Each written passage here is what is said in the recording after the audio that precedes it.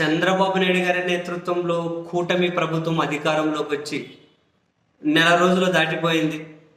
అయితే ఈ నెల రోజుల్లో నిర్దిష్టంగా వీళ్ళు తీసుకున్న కీలకమైన నిర్ణయాలు ఏమైనా ఉన్నాయా అంటే అటువంటి చేతలు నిర్దిష్టంగా తీసుకున్న నిర్ణయాలు పెంచిన పింఛన్, సో అదొకటి తప్పితే అండ్ విధానపరమైన నిర్ణయాలు కూడా నిర్దిష్టంగా తీసుకున్నవి ఏమీ లేవు. ఏమైనా తీసుకున్న వాటి మీద మళ్ళీ యూటర్న్ తూచ్ అవేమీ లేవు ఇవేమీ లేవు అని చెప్పుకుంటూ పోతూ ఉన్నారు. అండ్ మరొకటి ఏంటి అంటే వీళ్ళల్లో కొందరు చేస్తున్నటువంటి హడావిడి మీద నెటిజన్లు కూడా చాలా పంచులేస్తూ ఉన్నారు.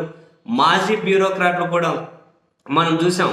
మంత్రి నాదెండ్ల మనోహర్ గారు చేస్తున్నటువంటి ఈ హడావిడి మీద ఓ మాజీ బ్యూరోక్రాట్ పివిఎస్ శర్మ కూడా ఏకంగా ముఖ్యమంత్రి గారు చంద్రబాబు నాయుడు గారిని ట్యాగ్ చేసి మరి ఏంది ఇదంతా కనుక ఆయన చేస్తున్న చట్టవిరుద్ధమైన హడావిడి అని చెప్పి కూడా కంప్లైంట్ చేసే పరిస్థితి అండ్ అటువంటి డిస్కషన్ కూడా జరుగుతూ ఉంది. మొత్తం హడావిడికే సరిపోయింది. ఇంకా నెక్స్ట్ చేతల్లో ఇప్పుడు మొదలవుతారు అని.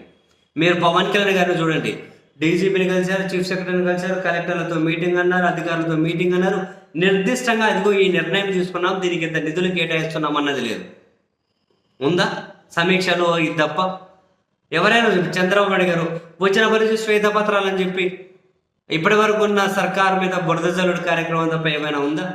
చివరికి చిన్నపిల్లల మీద అన్ని అఘాయిత్యాలు జరిగితే కూడా సమీక్ష చేపేసి 10 రోజులు టైం పట్టిందండి బాబు.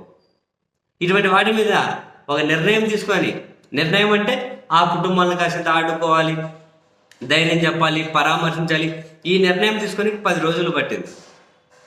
కొన్ని ఇటువంటి సంఘటనలు జరిగినప్పుడు, ఇప్పుడు ఎల్జీ పాలిమర్స్ లాంటి విశాఖలు ఇటువంటి సంఘటనలు జరిగినప్పుడైనా గంటల వ్యవధిలోనే జగన్మోహన్ గారు ముఖ్యమంత్రిగా ఉన్నప్పుడు నష్టపరిహారం ప్రకటించారు, వాళ్ళ మంత్రులను పంపించారు. ఇవన్నీ ఆయన ఏ మాట కామాట జగన్మోహన్ గారి సర్కారులో ముఖ్యమంత్రిగా ఆయన కానీ వాళ్ళ మంత్రులు కానీ ఏమీ చేయకుండానే, ఏం సమీక్షలు చేయకుండానే, ఏమీ చేయకుండానే అన్ని లక్షల కోట్లు నేరుగా లబ్ధిదారుల అకౌంట్లో సంక్షేమ పథకాలను పంపించారా?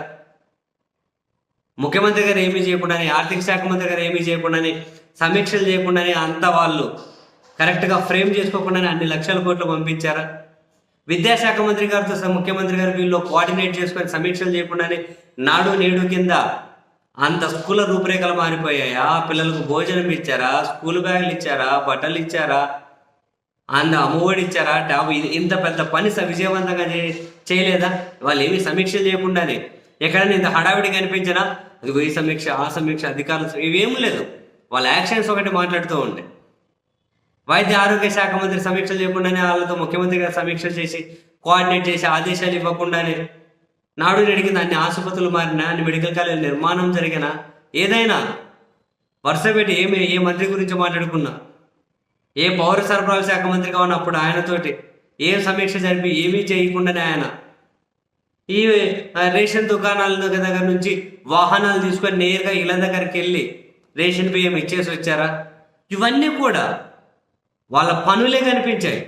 ఇంత హడావిడి ఎక్కడ కనిపించింది? ఇప్పుడు వీళ్ళు కంప్లీట్ హడావిడే కనిపిస్తూ ఉంది.